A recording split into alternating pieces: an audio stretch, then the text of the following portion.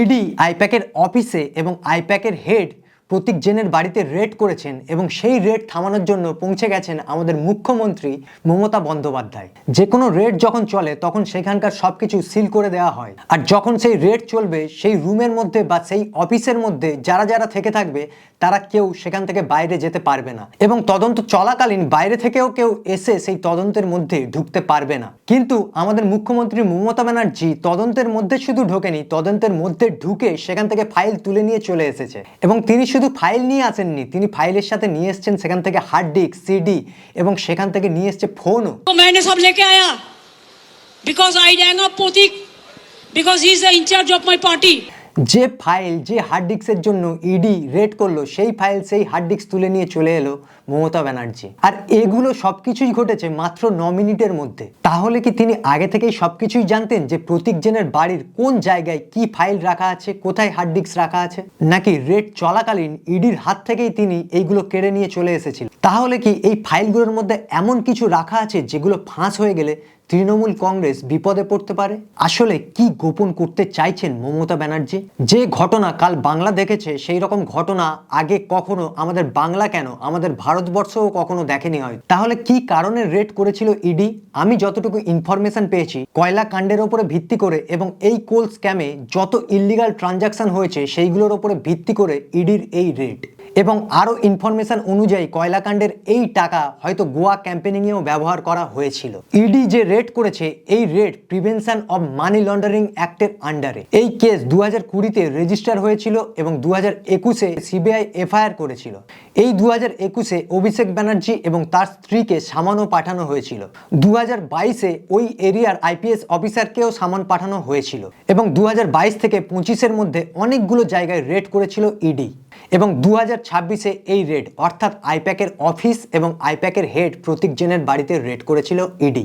এই আইপ্যাক একটা private company. এই আইপ্যাককে এক কথায় বলা যায় টিএমসির আইটি সেল বা টিএমসির মার্কেটিং হেড। টিএমসির ভোটের যে কোনো ক্যান্ডিডেট সিলেকশন বলুন বা যে কোনো ভোটের স্ট্র্যাটেজি বা যে কোনো প্ল্যানিং করে এই আইপ্যাক। আর সেই কারণেই মমতা ব্যানার্জি ফাইল নিয়ে চলে এসে যে রিজনটা দেখিয়েছে সেটা হলো এই ফাইলগুলো কোনো ইল্লিগাল মানি লন্ডারিং এর ফাইল নয়, বা এই ফাইলগুলো কোনো ইল্লিগাল ফাইল নয়।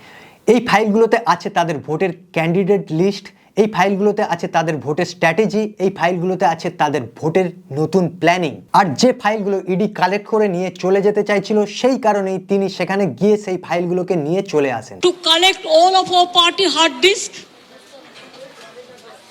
the candidate list, the party strategy, the party plan. Is it the duty of the ED and Amit Shah, the nasty home minister, the naughty home minister who cannot protect the country, and is taking away all my party documents? If I raid the BJP party office, what will be?